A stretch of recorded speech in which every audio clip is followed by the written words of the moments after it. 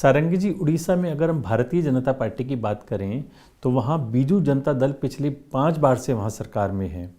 नवीन पटनायक ने एक लोकप्रिय मुख्यमंत्री की छवि बनाई है, लेकिन भारतीय जनता पार्टी के धर्मेंद्र प्रधान राष्ट्रीय राजनीति में हैं।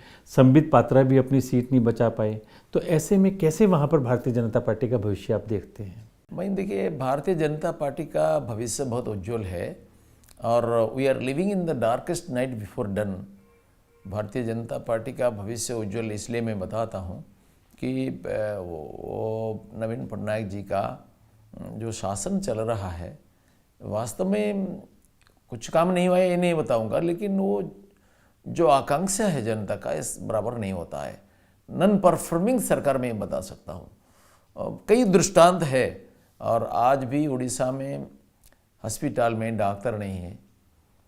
लगभग 40% डॉक्टर का पोस्ट वैकेंट है। नॉन मेडिकल पोस्ट तो बहुत सारे वैकेंट है। टीचर्स नहीं है स्कूल में। एक एक टीचर एक एक स्कूल चलाते हैं। यद्यपि सरकार का प्रिंसिपल सिंगल टीचर स्कूल नहीं रहेगा, फिर भी ये चलता है। मुझे बार बार अफसरों को फ़ोन करना पड़ता है भिन्न भिन्न स्थान की समस्या को लेकर के। उड़ीसा में इतनी सारी नदियाँ हैं, 475 किलोमीटर्स का सी बीच है, फिर भी उड़ीसा में जल सिंचन की सिंचाई की समस्या बहुत गंभीर है। 20% की ज़मीन भी सिंचाई नहीं है। उड़ीसा में सूखा भी है, बन्या भी होता है, इसका स्थायी प्रतिकार नहीं कर सकते हैं।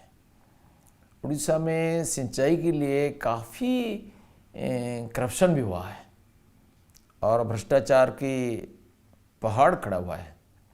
चिटफंड में लाखों लोगों को बर्बाद कर दिया गया है और इसमें संपर्क किन किन लोगों का है? इसमें के नेता मंत्री भी है, ब्यूरोक्रेट्स भी है और व्यवसायी भी है। और तो एडवोकेट जनरल जिनके बारे में विधानसभा में तथ्यों के आधार पर बताया और इसका रिप्लाई भी मांगा, कई यथार्थ उत्तर मेरे को नहीं मिला। बाद में सीबीआई उनको पकड़ा, लेकिन सरकार कोई कदम नहीं उठाया है। मेरा फिशरी डिपार्टमेंट में उड़ीसा का एक्सपोर्ट पोटेंशियलिटी 6% है, जबकि आंध्र का 34% है। इसलिए उड़ीसा में स्थिति बहुत उत्साहजनक नहीं है।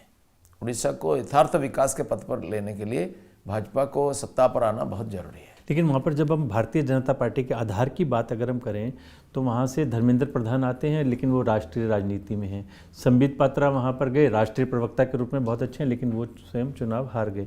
तो हम ये कह सकते हैं कि आप वहाँ पर भारतीय जनता पार्टी का एक फेस हो सकते हैं जो कि नवीन पटनायक को टक्कर देंगे। मैं इस विषय पर नहीं करना चाहता। मैं फेस, बहुत सारे फेस है।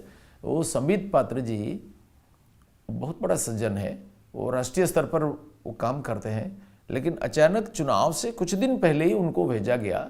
अगर 1 महीना ज़्यादा पहले उनको भेज दिया गया होता तो जरूर जीत कर आते। धर्मेंद्र प्रधान जी भी राष्ट्रीय स्तर पर जो काम करते हैं, उनका जो उजाला योजना में, वो पूरे देश में ऐसा सकारात्मक वातावरण बना है। उड़ीसा तो देश से अलग नहीं है, उड़ीसा में भी इसका बहुत सारा प्रभाव है और लोगों में आस्था है। ऐसा कई लोग हैं जो अपना कार्य के द्वारा, सांगठनिक श्रृंखला के द्वारा जनता का श्रद्धा भाजन हुए हैं।